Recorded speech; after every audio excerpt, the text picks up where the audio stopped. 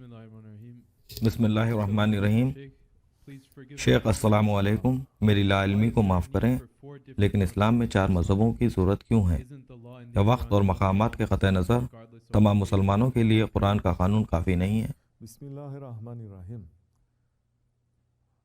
یہ ایک اچھا سوال ہے جسے آپ نے پوچھا ہے۔ سوال یہ ہے کہ آپ کو 4 مذہبوں کی ضرورت کیوں ہے؟ کیا قرآن میں قانون ہر ایک کے لیے، ہر وقت کے لیے، ہر مقام کے لیے کافی نہیں ہے؟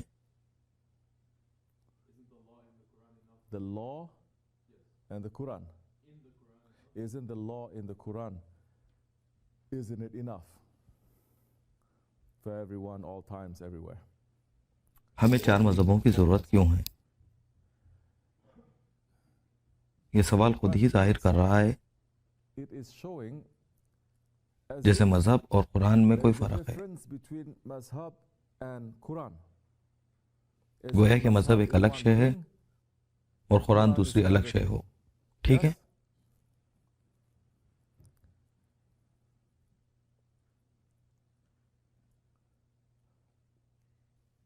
مذہب کیا ہے؟ اس سے پہلے کہ ہم مذہب کیا ہے اس پر گفتگو کریں، چلیے اس پر غور کرتے ہیں کہ قرآن کیا ہے۔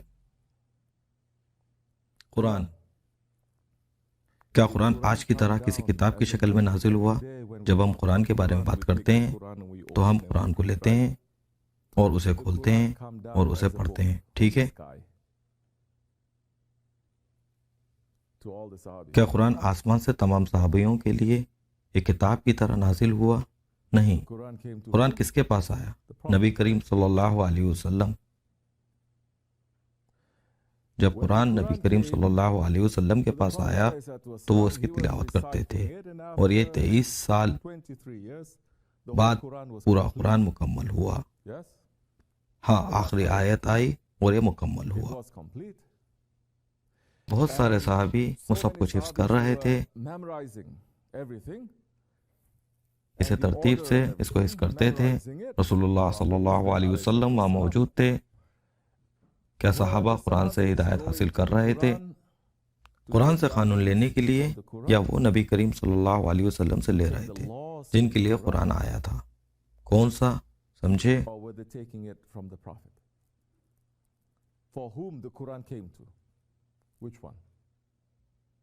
صحابوں کے پاس اب قرآن موجود تھا یا انہوں نے قرآن کو حفظ کیا تھا؟ جب وہ وہاں موجود تھے تو کیا انہوں نے نبی کریم صلی اللہ علیہ وسلم سے مشورہ نہیں کیا تھا؟ نہیں، بالکل نہیں، کیونکہ وہ صحابہ ہیں، کیونکہ وہ جانتے تھے کہ قرآن نبی کریم صلی اللہ علیہ وسلم کے پاس آیا ہے۔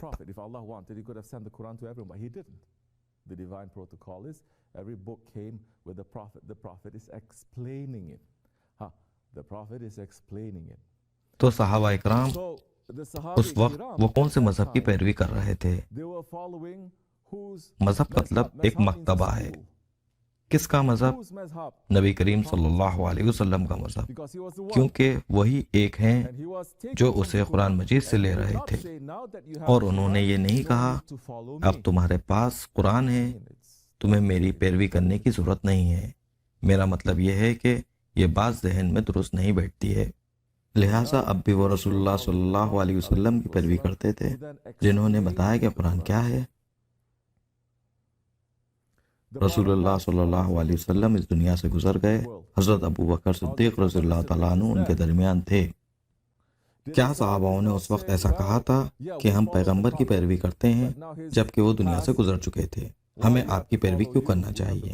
ہمارے پاس قرآن ہے، ہمیں آپ کے طریقے کی پیروی کیوں کرنا چاہیے؟ کیا انہوں نے ایسا کہا تھا؟ نہیں، انہوں نے ایسا نہیں کہا، ایسا نہیں کرا۔ اور نبی کریم صلی اللہ علیہ وسلم کے دور میں جب وہ صحابوں کو تعلیم دیتے، سب صحابوں کو تعلیم دیتے، لیکن کچھ صحابوں کو وہ کہتے کہ آپ کا کام ہے کہ ان تعلیمات کو لے کر دور دراز کے علاقوں میں جائیں،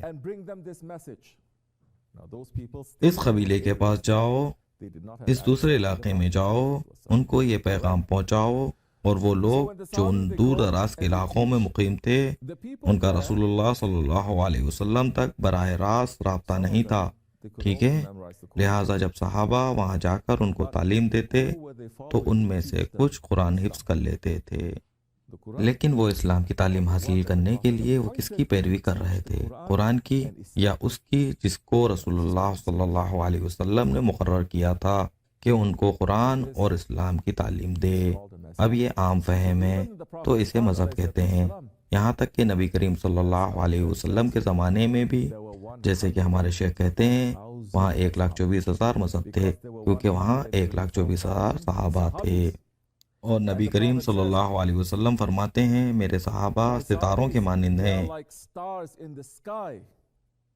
ان میں سے کسی کو بھی لو، ان کو تھام لو، وہ تمہیں حق کی طرف، اللہ کی طرف، میری طرف لے جائیں گے۔ تو ہر صحابی ایک مذہب ہے۔ مذہب کا مطلب کیا ہے؟ وہ جو وضاحت کرنے والا ہے، جو کھولنے والا ہے، جو علم رکھتا ہے، اور وہ جسے مقرر کیا گیا ہو تعلیم دینے کے لیے۔ لہٰذا اب مذہب اور قرآن میں کوئی فرق نہیں ہے، نہیں، ایسا ہرگز نہیں ہے۔ آپ کو سمجھانے کی کیوں ضرورت ہے؟ آپ صرف کیوں نہیں پڑھ سکتے ہیں؟ میرا مطلب ہے صحابہ وہ تمام تر عرب تھے، کچھ مختلف قبیلوں سے، لیکن عرب کا مطلب ہے کہ وہ عربی بولنے کے قابل تھے، جیسا کہ نبی کریم صلی اللہ علیہ وسلم نے فرمایا کہ کوئی بھی عربی بولنے کی صلاحیت رکھتا ہے، میں اسے عرب تسلیم کرتا ہوں۔ وہ سب ہم سب سے بہتر عربی بولتے تھے، ظاہری بات ہے، پھر بھی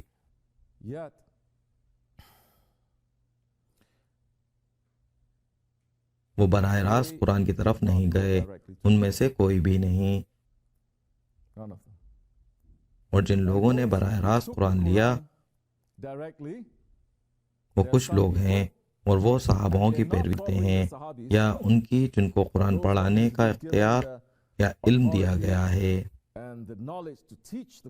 مثلا جو کوئی یہ کہے کہ ہم نماز دن میں 3 اوقات پر ادا کرتے ہیں، کیونکہ قرآن میں صرف 3 مرتبہ کا ہی ذکر ہے، اور رسول اللہ صلی اللہ علیہ وسلم دن میں 5 وقت نماز ادا کرتے تھے، وہ جو یہ کہے ہم کسی کی پیروی نہیں کرتے ہیں، ہم صرف قرآن کی پیروی کرتے ہیں، تو خود صحابہ ان کے خلاف اعلان جنگ کرتے ہیں اور کہتے ہیں یہ انحراف ہے، یہ غلط ہے، یہ گناہ ہے، آپ کو رسول اللہ صلی اللہ علیہ وسلم کی پیروی کرنا ہے، وہ جو اس کی وضاحت کرنے والے ہیں، کیونکہ اگر آپ ان لوگوں کی پیروی نہیں کرتے ہیں جو قرآن کی وضاحت کرتے ہیں، جنہیں مقرر کیا گیا ہے، تو آپ اپنے نفس کی پیروی کرنے جا رہے ہیں، تو آپ شیطان کی پیروی کرنے جا رہے ہیں۔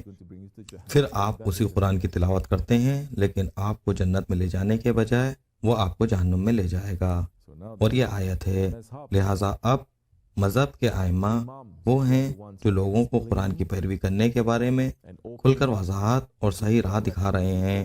قرآن اور مذہب کے مابین اب کوئی فرق نہیں ہے۔ 4 مذہب کیوں ہیں؟ کیونکہ یہ 4 ہر چیز، ہر شے پر نظر رکھتے ہوئے اس کی وضاحت کر رہے ہیں۔ وہ سب سے زیادہ قابل اور جاننے والے ہیں، پہلے سینکڑوں ہو سکتے ہیں، لیکن وہ اتنا علم رکھتے ہیں، جانتے ہیں، وہ اتنے مضبوط ہو جاتے ہیں، وہ اتنے مشہور ہو جاتے ہیں۔ سمجھ لو یہ دین، یہ اسلام کسی عالم کے ہاتھ میں نہیں ہے، کسی انسان کے ہاتھ میں نہیں ہے۔ اللہ کہہ رہا ہے میں اس دین کی حفاظت کروں گا، چنانچہ جب وہ اس دین کے مطابق چلتے ہیں تو یہ اللہ اور اس کے نبی کی حفاظت میں ہیں۔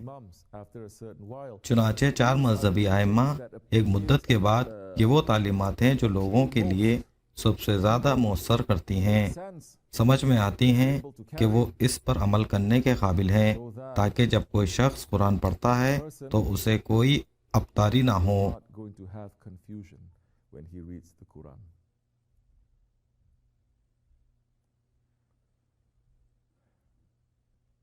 قرآن کہتا ہے ایک دن میں 3 وقت کی نماز پڑھو۔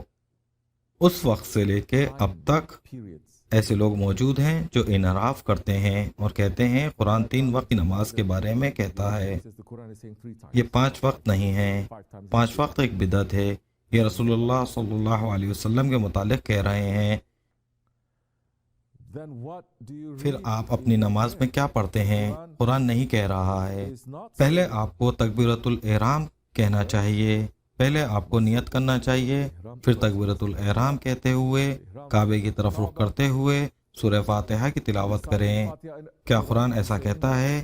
یہ ایک آسان اور بہت ہی آسان مثال ہے۔ قرآن ایسا نہیں کہتا ہے، لیکن وہ جو قرآن سے لیتے ہیں، جو اللہ نے فرمایا ہے، یہ کون کہہ رہا ہے؟ یہ آپ یا میں نہیں ہوں، یہ وہ ہیں جن کے بارے میں قرآن کہتا ہے ان کی اتباع کرو۔ وہ نبی کریم صلی اللہ علیہ وسلم ہیں۔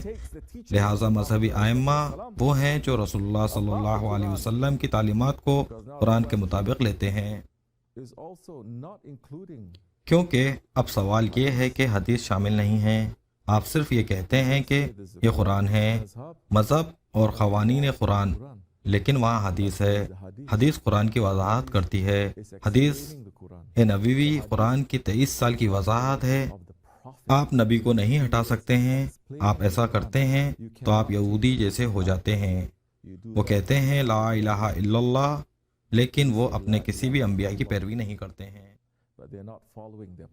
ہمارا کلمہ شہادت لا الہ الا اللہ محمد رسول اللہ ہے، اور ہم اہل سنت ہیں۔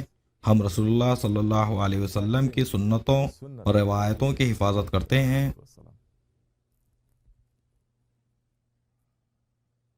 چنانچہ اب مذہبی ائمہ وہ ہیں جیسے انبیاء ہیں، جیسے کہ رسول اللہ صلی اللہ علیہ وسلم نے ارشاد فرمایا ہے، میری امت کے علماء میرے وارث ہیں۔ علماء یہ وہ ہیں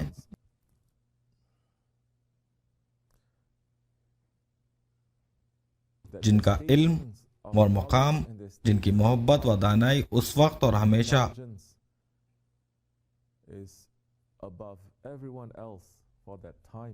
ہر ایک سے بالا تر ہے، اور پھر وہ رسول اللہ صلی اللہ علیہ وسلم کی تعلیمات کو صحیح معنوں میں اور آسان طریقے سے لوگوں کو سمجھانے اور پہنچانے کے قابل ہوتے ہیں۔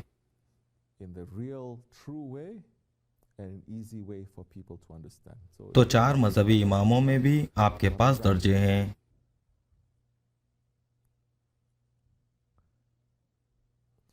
ایسی غلطی نہ کریں، کیونکہ آج کل ہر کوئی انگریزی بول رہا ہے۔ ایسی غلطی نہ کریں۔ یہ زبان جانبدار نہیں ہے۔ ہم جو بھی لفظ استعمال کر رہے ہیں اس کی ایک تاریخ ہوتی ہے، جس کا ایک مطلب ہوتا ہے۔ بعض اوقات معنی اصل معنی سے ہٹ جاتے ہیں، بعض اوقات یہ معنی اصل معنی میں بھی ہوتے ہیں، لیکن یہ ہم اس کی ترجمانی اپنی زبان میں نہیں کر سکتے ہیں، اور اس کا ترجمہ قرآن کے معنی میں نہیں ہو سکتا ہے۔ یہ مت سمجھو کہ یہ مذہب فرقہ ہے۔ کیا آپ سمجھ رہے ہیں؟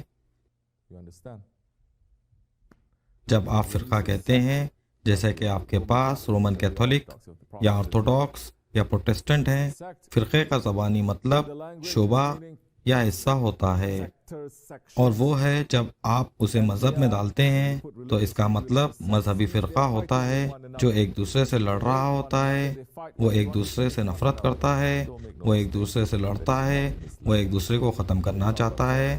ایسی غلطی نہ کریں، یہ اسلام نہیں ہے۔ جب آپ 4 مذہب کی بات کرتے ہیں تو یہ فرقہ نہیں ہے، یہ ایک ہی سڑک پر 4 راستوں کے مانند ہیں۔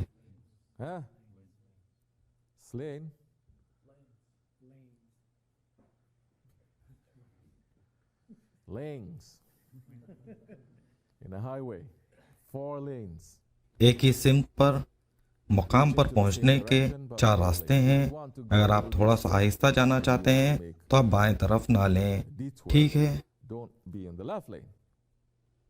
آپ دائیں راستے پر چلتے ہیں۔ اگر آپ تیزی سے جانا چاہتے ہیں تو بائیں طرف جائیں۔ چنانچہ یہ 4 مذہب وہ ایک دوسرے سے قدرے مختلف ہیں، لیکن ہر ایک دوسرے کے ساتھ اتفاق رائے کر رہا ہے، اور ان کے اختلافات ایک نعمت ہے، کیونکہ نبی صلی اللہ علیہ وسلم کسی عمل کے لیے ان کا ایک طریقہ ہو سکتا ہے۔ مثال کے طور پر نماز پڑھنے کے لیے مختلف طریقے سے مختلف اوقات پر وہ ایسا کرتے تھے۔ لہٰذا ائمہ اکرام فرما رہے ہیں، اس اعلیٰ ذہانت سے سمجھ رہے ہیں اس صورتحال کے لیے کیا ضروری ہے۔ ان لوگوں کے لیے اس وقت کے لیے نہایت ہی افضل انتہائی مبارک طریقہ۔ امام ابو حنیفہ رحمۃ اللہ علیہ کہتے ہیں آپ کو اپنے ہاتھوں کو اس طرح سے پکڑنا چاہیے، ناف کے نیچے ہاتھ باندھنا چاہیے۔ اور امام مالک رحمۃ اللہ علیہ کہتے ہیں کہ رسول اللہ صلی اللہ علیہ وسلم نے ایسا کیا، لیکن انہوں نے مختلف حالات میں دونوں ہاتھ نیچے چھوڑ کر بھی نماز پڑھی۔ وہ سب سمجھتے تھے، اور وہ کہتے ہیں اس وقت کے لیے ان لوگوں کے لیے ہم یہی کہہ رہے ہیں کہ یہ اچھا ہے، یہ کرنا بہتر ہے۔ تو جو لوگ پیروی کرتے ہیں وہ کہتے ہیں کہ اس طرح ہے۔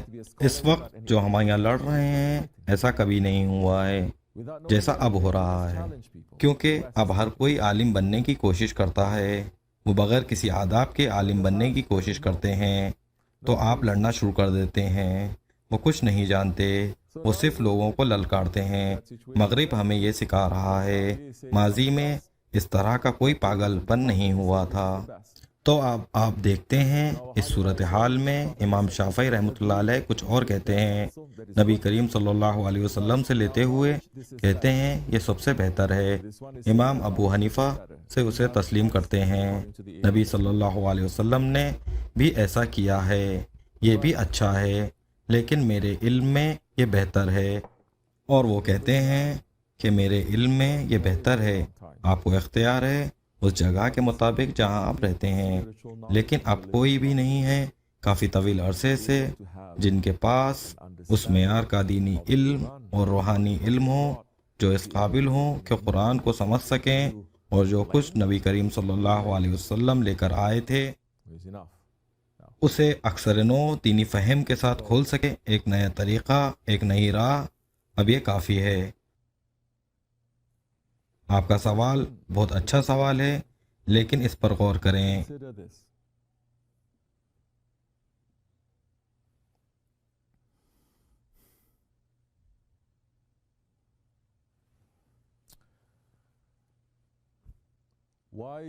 اگر ہمارے پاس آئین موجود ہے، کیا ہم اس سے قوانین سیکھیں؟ پھر ہمیں ولیوں کی، قاضیوں کی، وکیلوں کی کیا ضرورت ہے؟ دنیا کے کسی ملک میں بھی کوئی بھی عقل مند شخص یہ نہیں کہہ سکتا ہے کہ وہ کسی بھی ملک میں ہمیں قاضیوں کی، منتظمین کی، وکیلوں کی اور یہاں تک کہ پولیس والوں کی ضرورت نہیں ہے کہ وہ ہمیں بتائیں کہ قانون کیا ہے، کیونکہ آئین موجود ہے۔ آئین، کیونکہ ملک میں ہر چیز آئین سے مرکوز ہے، لیکن کوئی بھی ایسا نہیں سوچتا ہے۔ وہ کہتے ہیں یقیناً ہمیں ان کی ضرورت ہے۔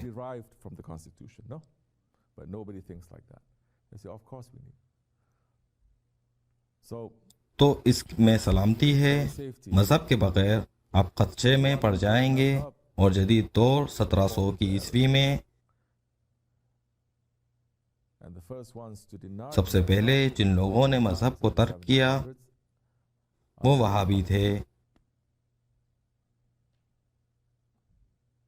اللہ ہماری حفاظت فرمائے۔ السلام علیکم۔